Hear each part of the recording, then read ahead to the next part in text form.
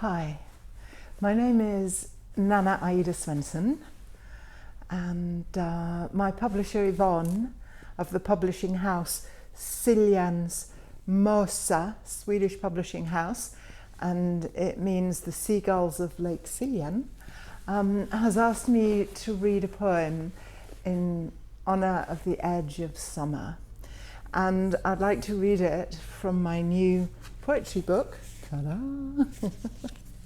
Cherishing the Soul in Trying Times. It has 22 of my poems in English, as well as the same 22 poems translated into Swedish, beautifully translated by Miriam Herman. And the Swedish title, if I can pronounce it, Nära själen I utmanande tider. And it's a gorgeous time of the year. All the lilacs are out and the butterflies are dancing in the garden and the sun finally is shining. And the poem I'd like to read for you today is called Cows. And the reason I'd like to read this poem is it seems to fit with the times. I don't know if you've ever seen it, but here in the north, where it's cold and dark in the winter, the cows overwinter in their stalls. But when summer arrives, when the sunshine and spring arrives, they're let loose into the fields. And when they are let loose, they enter the fields with such absolute sweet abandon and joy. They jump and frolic and dance and really seriously happy looking cows. And it's just a joy to watch them.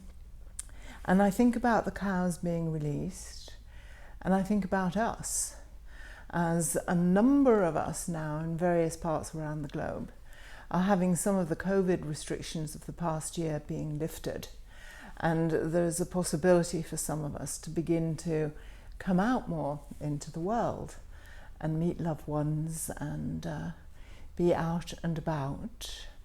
And I think it becomes important then to consider, how do we do this now? Yes, there's joy in that freedom. Freedom is crucial, and there's joy in, again, being free. But do we just want to rush forward in the way that we used to previously? I don't know about you, but I feel that this year has changed me. And I feel as though it's important that whatever we've learned through this past year, we take with us. And that the questions of what does freedom really mean are important. And what is it that we want to bring with us as we emerge out into the world more, if indeed we do. So I think there are big questions at this time. I think it's a vulnerable time coming forward.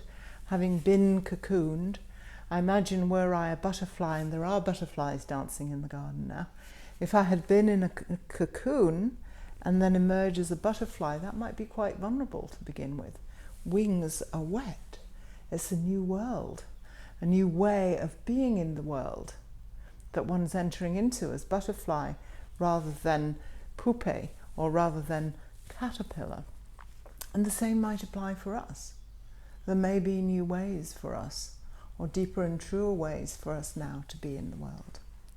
So this poem, simple poem about cows, hearkens to those questions. And I'd like to read it for you now, and I'll just have my cushion that can support the book a little bit, or support my hands as I'm holding up the book. This is Cows.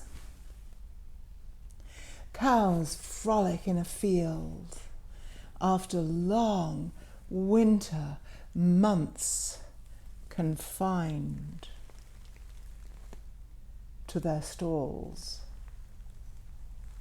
Prancing and jumping, they enthuse about life. They enthuse about life with such sweet abandon. Tears well as I watch them. Tears well as I watch them. And I wonder, what keeps us confined to a life too small for aliveness and joy? What keeps us confined to a life too small for aliveness and joy? And what might we need, like those cows, to regain a sense of freedom,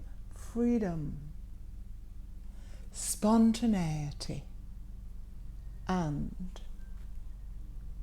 delight?